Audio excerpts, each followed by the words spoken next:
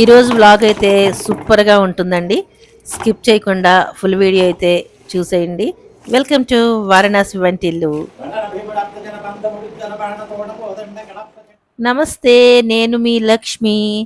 అయితే ఇక్కడ కూరగాయలు ఉన్నాయి, అవన్నీ పక్కన పెట్టేద్దామండి. ఇప్పుడు మీకు ఒకటి చూపిస్తా చూడండి. ఇక్కడ మామిడి పళ్ళు ఉన్నాయి, చూసారు కదా. ఇప్పుడు సమ్మర్ అంటే మామిడి పళ్ళు, మామిడికాయలు, మామిడి పళ్ళు ఒక్కరోజు కూడా వదిలిపెట్టే ప్రసక్తే లేదనమాట.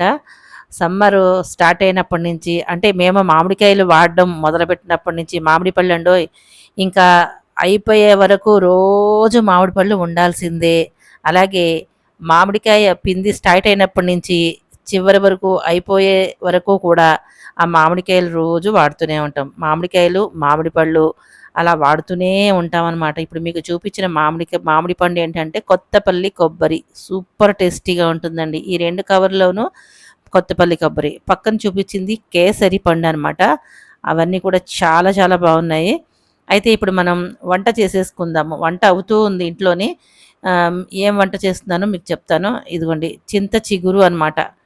ఇప్పుడు మరి చింత చిగురు కూడా బాగా దొరుకుతుంది కదండీ! అందుకని చింత చిగురు తీసుకొచ్చారనమాట. చింత చిగురుని ఏం చేసామంటే కొంచెం ఉప్పు వేసుకొని ఇలాగ నలిచేస్తే చక్కగా పెద్ద పెద్ద పుల్లలన్నీ వచ్చేస్తాయి. చిన్నవన్నీ కూడా మనకి పప్పులోనే ఉడికిపోతాయనమాట. దీనికోసం పప్పు ఉడికించుకోవాలి. అయితే ఇదిగోండి చింత చిగురు ఒక అరకిలో చింత చిగురు తీసుకొచ్చాడు మా అబ్బాయి. ఈ అరకిలో చింత చిగురులోనూ కొంచెం వాడాము. ఇంకా కొంచెం ఉంది. అది ఒకరోజు గ్యాప్ ఇచ్చి నెక్స్ట్ డే మళ్ళీ పప్పులో ఏసేసామనమాట.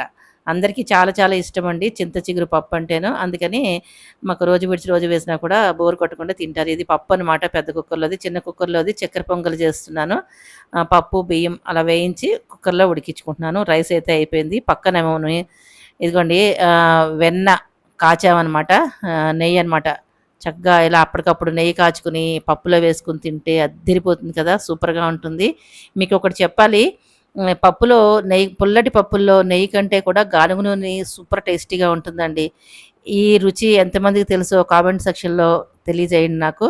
ఇక్కడ మీకు ఇప్పుడు చూపించింది చక్కెర పొంగలనమాట. చక్కెర పొంగలి మొత్తం చేయడం అయిపోయింది. అలాగే ఈరోజు ముక్కల పులుసు చూడండి.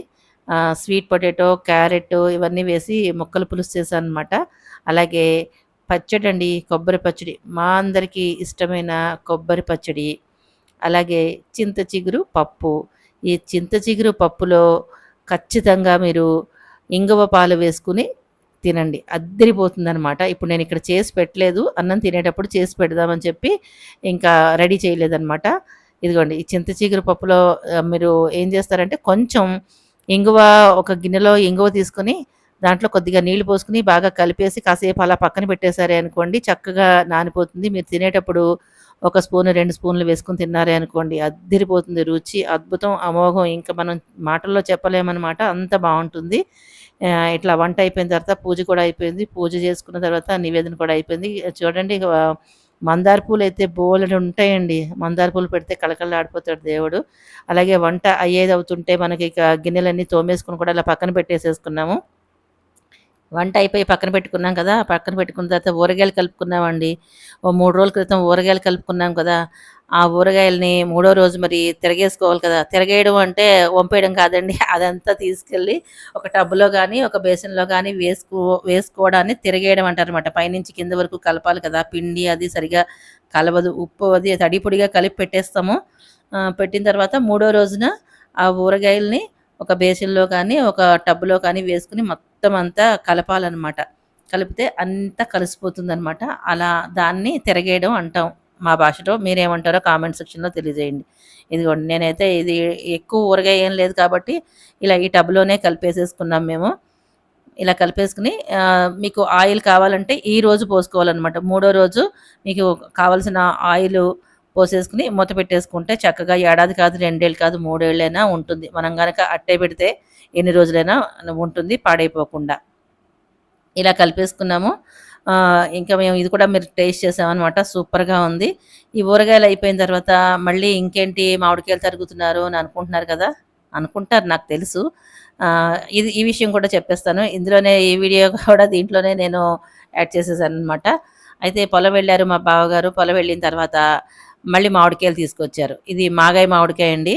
ఆ మామిడికాయలని ఇంకా మాగాయ ముక్కల కింద ఇలా కోసేసి ఉప్పులో వేస్తాము. ఇవి ఒక 60 మామిడికాయలనమాట. ఈ మామిడికాయలని ఏం చేయాలి అంటే గనక మా పనులన్నీ అయిన తర్వాత రాత్రి భోజనాలు అయిపోయిన తర్వాత ఇల్లంతా క్లీన్ చేసుకోవడం అయిన తర్వాత స్టవ్‌లు, గివ్వు అన్నీ కడిగేసేసుకొని చక్కగా అన్నీ పెట్టేసుకున్న తర్వాత ఆ టైం మాకు 11 అయింది. ఆ 11కి మేమేం చేసాము అంటే ఈ మామిడికాయలు బకెట్‌లో వేసుకొని ఒక 10 నిమిషాలు నాననిచ్చేసి శుభ్రంగా తడి లేకుండా తుడిచేసేసుకొని ఇలాగ బకెట్‌లో వేసేసుకున్నాము. వేసుకున్న తర్వాత శుభ్రంగా నేనేమో పైన పొట్టు తీస్తున్నాను. మా అత్తయ్య ఏమో ఇలాగ కట్ చేసి తను మా అత్తయ్య అనమాట. ఇలాగ కట్ చేస్తుందనమాట. మాగాయ ముక్కలకి కట్ చేస్తుందనమాట. నాకేమో కత్తిపీటతో సరిగ్గా కట్ చేయడం రాదు.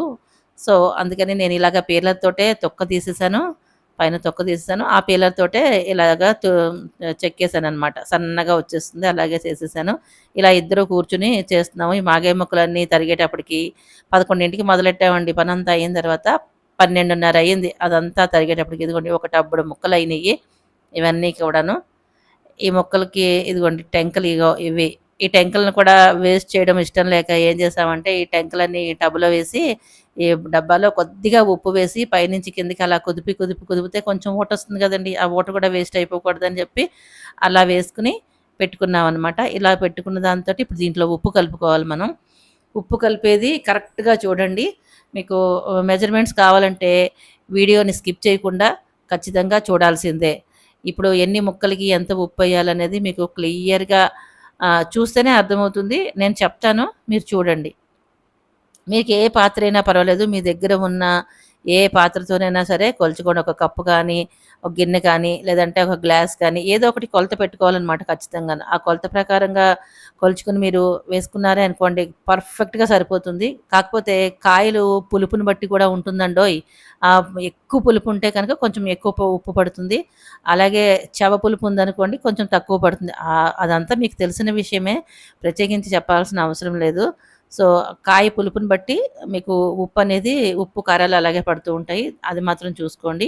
ఇప్పుడు మేము దీంట్లోకి ముక్కలు కొలుచుకుంటున్నాం కదా! ఒక గిన్నె తీసుకున్నాము. చూసారు కదా! మీ ఎదురుగుండానే కొలుస్తున్నాను. గిన్నె స్కిప్ చేయలేదు. ఈ ముక్కలు ఈ బకెట్‌లో ఏసుకున్న ముక్కలు 8 గిన్నెలు ఫుల్లుగా తీసుకున్నాం. 8 గిన్నెల ముక్కలనమాట ఇవి. ఇలా 8 గిన్నెల ముక్కలకి ఒక గిన్నెతోటి ఫుల్ కూడా వేసుకోకూడదండి. ఆ గిన్నెతోటి 3 పావులే ఏసుకోవాలనమాట. ఇప్పుడు మీకు చూపిస్తా చూడండి. 8 గిన్నెల ముక్కలకి ఎంత ఉప్పు తీసుకోవాలి. ఇదంటే మరీ వెర్రి పులుపేం లేదు. ఒక మాదిరిగా ఉంది పులుపు. దానికోసం అని చెప్పి నేను తీసుకున్నాను కదా! 3 వంతులే తీసుకున్నాను ఆ గిన్నెతోటి క్లియర్‌గా చూడండి. అవి తీసుకొని కొంచెం ఉప్పు ముందు తక్కువే వేసుకోండిలెండి. తక్కువ వేసుకుంటేనే బెటరు. ఊరగాయ కలుపుకునేటప్పుడు కావాలంటే కొంచెం అడ్జస్ట్ చేసుకోవచ్చు.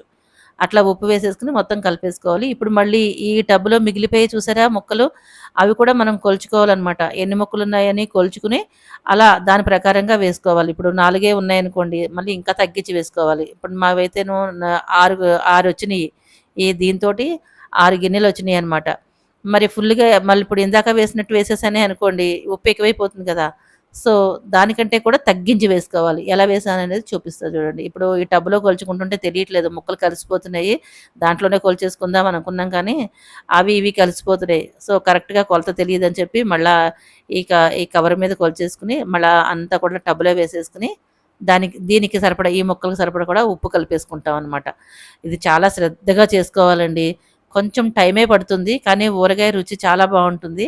మాగాయకి మాత్రం ఇంత శ్రమ పడాలి. అదే నూనె మాగాయ అనుకోండి చక్కగా పొద్దున్నే తరిగేసేసుకొని ఒకే ఒక 2 గంటల సేపు ఎండలో పెట్టేసుకొని, చక్కగా వెంటనే ఊరగాయ కలిపేసేసుకొని, ఓ మూడో గంటలో అవి ఎండబెట్టే లోపల అన్నీ మనం రెడీ చేసుకున్నామనుకోండి, ఆవాలు, మెంతులు వేయించేసుకొని, కారం రెడీగా చేసుకొని, నూనె కాచుకొని పెట్టేసుకున్నామనుకోండి, చక్కగా 2 గంటల్లో ఎండిపోతుంది.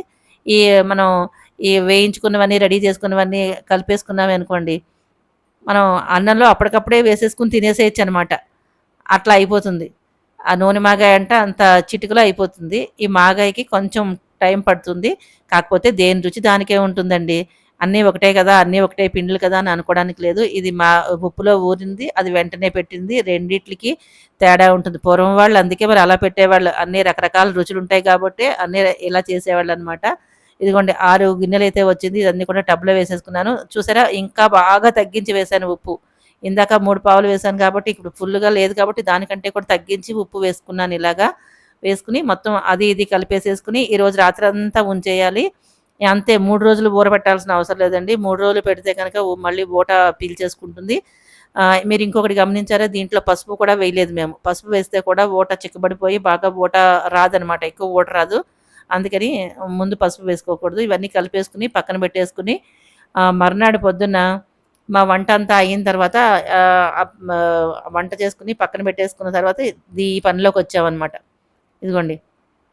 ఇక్కడ బయట ఎండబెట్టింది తీపి బెల్లపావకాయి, తర్వాత పక్కన మెంతికాయ ఊరిన ముక్కలు ఇక్కడ చూపిస్తున్నాను. టెంకలున్నాయి కదా! టెంకలను కూడా ఉప్పులో ఏసుకున్నాం కదా! ఆ కొద్దిగా ఊటొచ్చింది. దాన్ని ఇట్లాగా వడపోసేసుకున్నాం. చిల్లులు బుట్టలో ఏసేసుకుంటే ఆ టెంకలన్నీ ఉండిపోతాయి. ఊట కిందకి దిగిపోతుంది కదా! అందుకని ఆ టెంకలు మళ్ళీ తీసేసి ఇక మనం టబ్‌లో వేసేసుకొని ఇంక దాన్ని తీసేసేయడమే. ఆ డబ్బాలో వేసేసుకున్న తర్వాత ఇంక టెంకలని ఎందుకు పనికిరావు ఇవేవిని.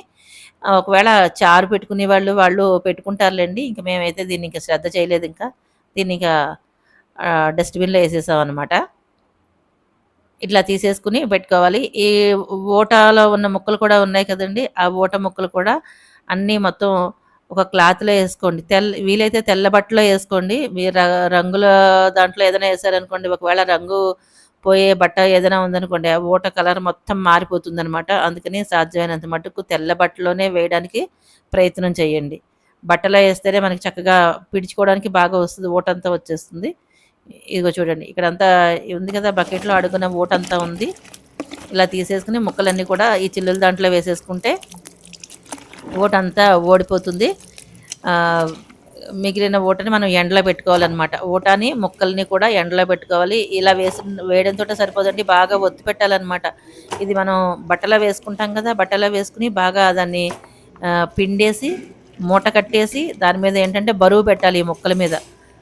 మేమేం పెట్టుకున్నామంటే దాని మీద సిలిండరు, ఈ ముక్కల్ని మూట కట్టేసి సిలిండరు, తర్వాత సిలిండర్ మీదేమో 25 కేజీస్ బియ్యం బస్తా పెడితే మొత్తం ఊటంతా వచ్చేస్తుందనమాట.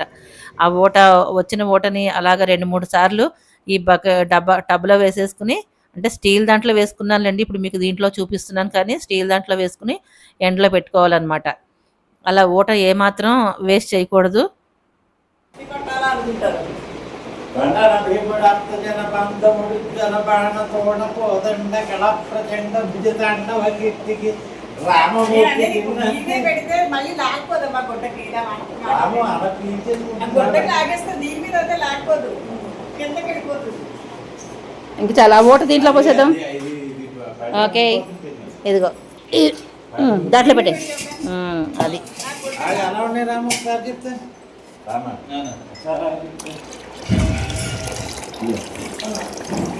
ఆగండి, కవర్ ఉంది, కవర్ మీద వేసి పెట్టేద్దాం. చూసారు కదా, ఇలా ఒత్తుతూ ఉండాలి. వచ్చిన ఓటని ఆ టబ్లో పోసుకుంటూ ఉండాలన్నమాట. అలా పోసుకున్నాం మేము. ఎత్తి పెట్టడం అనేది మీకు ఏం చూపించలేదు నేను, ఇంకా అది ఆ క్లిప్ మిస్ అయిందండి. సిలిండర్ పెట్టాము. అలా మా అబ్బాయి ఒత్తుతున్నాడు, చూసారా గట్టిగా ఒత్తుతున్నాడు. అట్లా నేను కూడా చేశాను. తర్వాత చూడండి ఎన్ని ముక్కలు ఎన్ని అయిపోయినాయో.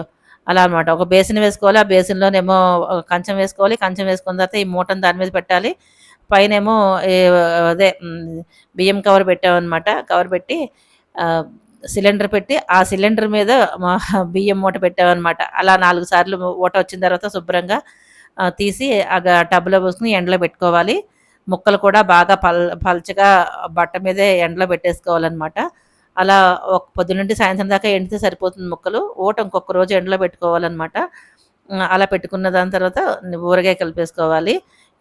అయితే ఇదిగోండి ఇక్కడ పచ్చావకాయ అనమాట. 3 రోజులు అయిపోయిన తర్వాత ఈ పచ్చావకాయ వల్లప్రోలు మిరపకాయలతో చేసిన ఆవకాయ ఉంది కదండీ! యెల్లో మిరప్పొడితోటి ఆ ఆవకాయ అనమాట. 3 రోజుల తర్వాత ఇలాగా పెచ్చులు విడిగా తీసేసేయాలనమాట. ముక్కకి ముక్క, పిండికి పిండి విడిగా తీసుకొని ఆ 2 ఎండలో పెట్టుకోవాలి. ఇదిగోండి ఈ పిండి కూడా 2 రోజులు ఎండలో పెట్టాలి. ఇలా ఈ ముక్కలు కూడా తిరగేసి బోర్లేసి అలా 2 రోజులు ఎండలో పెట్టాలనమాట. ఇలా ఉండగా 2 రోజులు మళ్ళా ఉల్టా సీదా కూడా అలా 2 రోజులు బాగా ఎండలో పెట్టి ఎండిన తర్వాత ఈ ముక్కలు పిండి కలిపేసేసి ఇన్ని వెల్లుల్లిపాయలు కావాల్సినన్ని వెల్లుల్లిపాయలు దాంట్లో కలిపేసుకుని నూనె పోసేసుకుని మనం అట్టే పెట్టుకున్నామే అనుకోండి, ఇప్పుడు కాదండి, వర్షాలు పడిన తర్వాత వర్షాకాలం ఉంటుంది కదా! అప్పుడు తింటూ ఉంటే ఆ మజానే వేరనమాట. అద్భుతంగా ఉంటుంది. ఇది తెలిసిన వాళ్ళు నాకు కామెంట్‌లో తెలియజేయండి. దీని యొక్క రుచి తెలిసిన వాళ్ళు కామెంట్‌లో తెలియజేయండి నాకు. మాగాయికి ఉప్పు కొలత చెప్పినప్పుడు కారం కొలత చెప్పలేదు అని అనుకుంటారు కదా! కారం కూడా చెప్పేస్తానండి. అయితే కారం ఎలా తీసుకోవాలంటే, ఉప్పు మనం కొంచెం తగ్గించి తీసుకున్నాం కదా! 3 వంతులు తీసుకున్నాం కదా! కారం మాత్రం ఫుల్‌గా తీసుకోవాలండి. 8 కప్పుల ముక్కలకి 1 కప్పు ఫుల్ కారం తీసుకోవాలి. 3 వంతులు ఉప్పు తీసుకోవాలనమాట. అలా అయితే కరెక్ట్‌గా సరిపోతుంది. అయితే మొత్తం మాగాయి అంతా ఒకేసారి కలుపుకోకుండా కొద్ది కొద్దిగా అప్పుడప్పుడు కలుపుకుంటూ ఉంటే ఫ్రెష్‌గా ఉంటుంది. టేస్ట్ అద్దిరిపోతుందనమాట. నేనైతే అలాగే కలుపుకుంటాను. ఈ వీడియో మీకు నచ్చినట్లయితే లైక్, షేర్, సబ్స్క్రైబ్ చేసేయండి. మరొక మంచి వీడియోతో మళ్ళీ వచ్చేస్తా. Bye bye.